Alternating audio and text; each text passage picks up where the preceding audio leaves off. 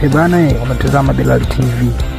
Cha msingi ni kufanya ni kitu kimoja tu, comment, kushare, lakini kubwa zaidi usisahau kusubscribe. Subscribe ili na wewe uwe miongoni mwa watu wa kwanza kupata habari zetu, magori, habari zote za kimichezo. Ni Bilal TV. Karibu sasa.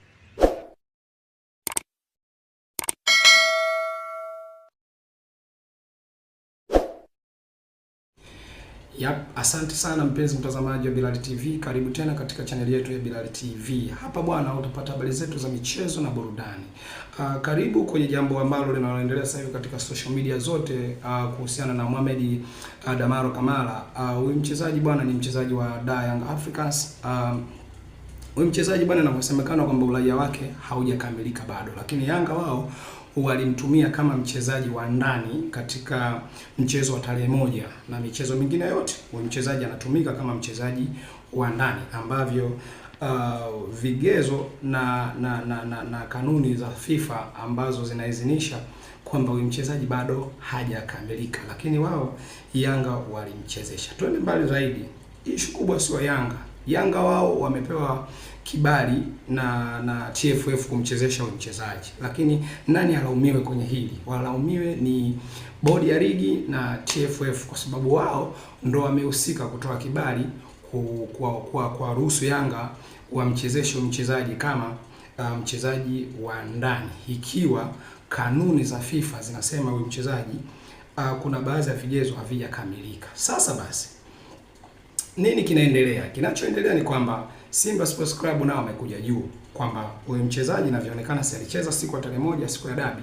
Kwa hiyo Simba kama Simba wao wanadai Yanga wapokwe pointi 3 kwa sababu huyu mchezaji bado hajakamilisha, yaani vigezo na kanuni vinamkataa kwamba huyu mchezaji ni mchezaji wa ndani. Hivyo basi, kwa akili tu ya kawaida unaweza ukawaona kwamba Simba wako sahihi, lakini Simba hawako sahihi. Kwa nini hawako sahihi? Hawako sahihi kwa sababu wao wameenda kuishtaki Yanga na Mohamed Damaro Kamara.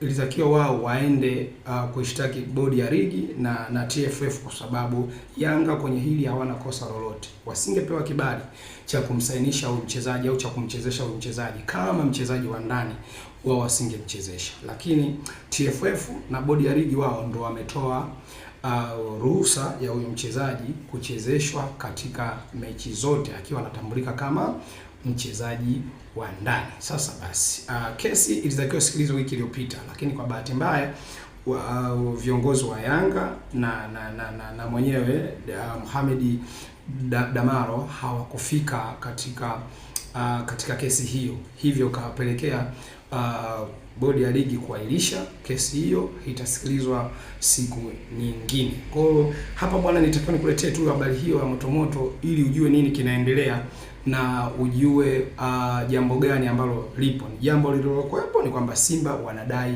pointi, Yanga Apollo pointi 3 kutokana na kumchezesha mchezaji ambaye wao Yanga wanamchezesha kama mchezaji wa nyumbani. Kama mnakumbuka, huyu mchezaji aliomba uraia akapewa uraia. Kwa hiyo Yanga wao walimchezesha kama mchezaji wa nyumbani.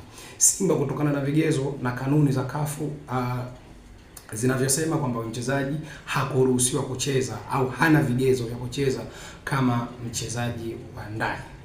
Jina langu ni Bilal on the fire, ambaye anakuletea habari za michezo na burudani. Cha msingi comment, kushare, usisahau kusubscribe ili nawe miongoni mwa watu wa kwanza kabisa kupata habari zetu zote za michezo na burudani. Ni Bilal TV. Ciao.